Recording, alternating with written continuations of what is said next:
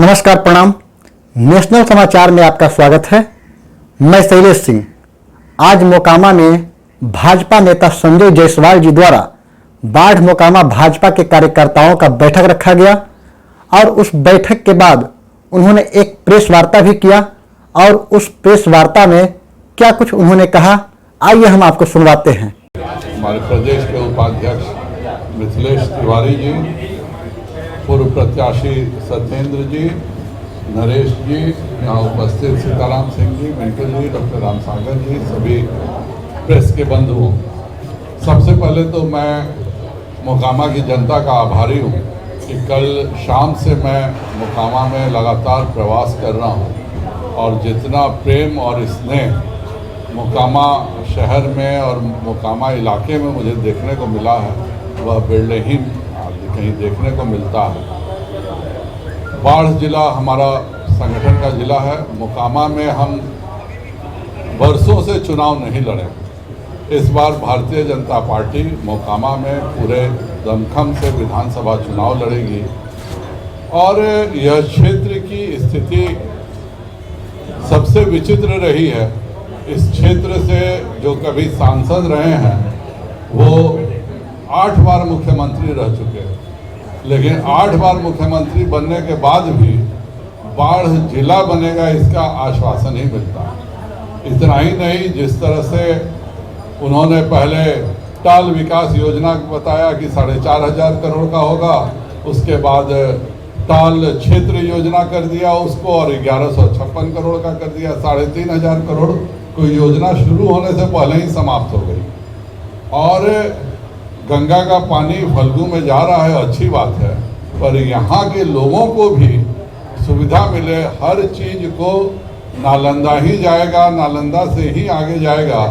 कभी वो यहाँ के भी रहे हैं, आज तक बिहार में किसी ज़िले का उन्होंने गठन नहीं किया। और हम लोग कितना भी चाहे, मेरे भी जो जिस तरह से बाढ़ जिला वैसे ही बगहा जिला की भी हमारी वर्षों से मांग रही है। और जब वह मुख्यमंत्री बनने से पहले का उनका आश्वासन है कि वह जिला बनाएंगे। तो मोकामा के इस परिस्थितियों में मैं अपने सभी कार्यकर्ताओं का भी धन्यवाद और आभार व्यक्त करता हूं कि इतने विपरीत परिस्थितियों में हमारे कार्यकर्ता हमेशा अड़े रहे।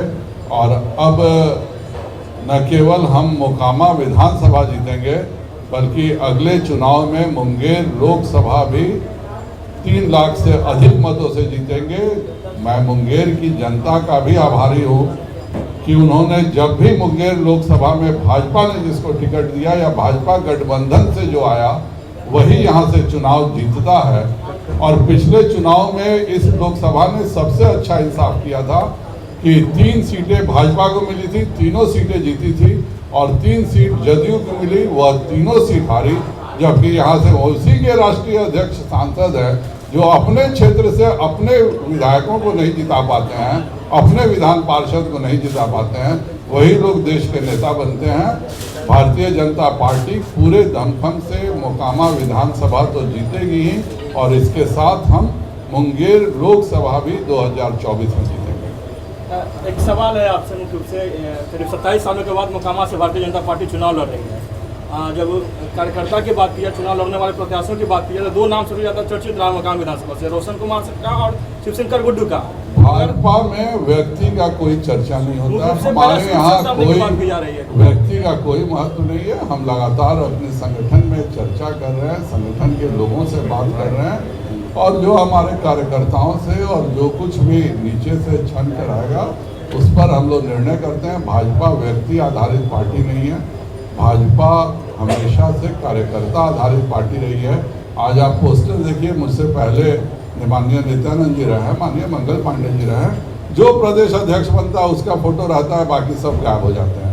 हम ना परिवार आधारित पार्टी हैं और ना कोई ऐसा क्षेत्रीय दल है जिसमें अभी हम लोगों ने देखा कि जदयू की राष्ट्रीय कार्यकारिणी थी, उसमें मुख्यमंत्री का तस्वीर बड़े बड़े पोस्टर में लगा था और राष्ट्रीय अध्यक्ष की तस्वीर भी नहीं लगी थी। तो यह बताता है कि किस तरह का दूसरे दल है और भाजपा किस तरह की दल है। सर, इनके पूछने का मतलब था आयातित उम्मीदवार भी हो सकते हैं या कार्यकर्ता ही होंगे? भारतीय जनता पार्टी के सभी कार्यकर्ताओं से मिल करके जो भी कार्यकर्ताओं का निर्णय होगा हम उसी निर्णय पर चलेंगे। क्या भाजपा बिहार के साथ केंद्र में भी रही है और इसके बावजूद जो है मोकामा में चुनाव लड़ना चाह रही है, लेकिन मोकामा में स्वास्थ्य व्यवस्था की बात करें या रोजगार की बात करें दोनों ठप है। तो किस बिना मोकामा पे आप केंद्र सरकार की योजनाएं देखिए, जितने हमने हाईवे के लिए यहाँ पैसे दिए हैं किसी और इलाके में दिए तो क्या पहली बार इस बार 2020 में हम लगातार उद्योग धंधे बढ़ाने का काम कर रहे थे। मोकामा तो उद्योगों की राजधानी रही है, लेकिन 90 के दशक से ऐसा हो गया मोकामा की हालत कि जो एक अस्पताल था, जो पूरे नज़ारत अस्पताल जो पूरे इस इलाके के 5-7 जिलों की चिंता करता था, उसके वो कहाँ पहुँच गया। जो इंडस्ट्रीज लगे थे वह सब कहाँ पहुँच गए। और पहली बार हम ईमानदार प्रयास कर रहे थे। आप खुद देखिए, आपके बगल में बेगूसराय में 550 करोड़ की इंडस्ट्री केवल और केवल 15 महीनों में लगा दिया था। नीतीश जी की पॉलिसी थी कि बिहार में कोई फैक्ट्री नहीं लगे। हमने 60% बियादा का रेट कम कराने में उनसे सफल हो गए। उनकी पॉलिसी थी कि आईटी पार्क हम बनाएंगे। हम लोगों ने उनको कन्विंस करके हम लोगों ने इसको निर्णय किया कि आईटी पार्क पीपीपी मोड में बनेगा, जिससे कि हमारे बच्चों को सॉफ्टवेयर का रोजगार यहाँ मिलेगा। हम बिहार के जैसे औद्योगिकरण के लिए इतनी मेहनत कर रहे थे, यह भी नीतीश कुमार जी को बुरा लग गया कि क्यों उद्योग धंधों की बात बिहार में हो रही है। और इसीलिए उन्होंने, नहीं तो आप ही क्या बरौनी का फर्टिलाइजर देखिए पहले क्या स्थिति था, केंद्र के आने के बाद क्या हुआ, वो अभी आपके बगल का ही क्षेत्र है, कोई दूर का क्षेत्र नहीं है।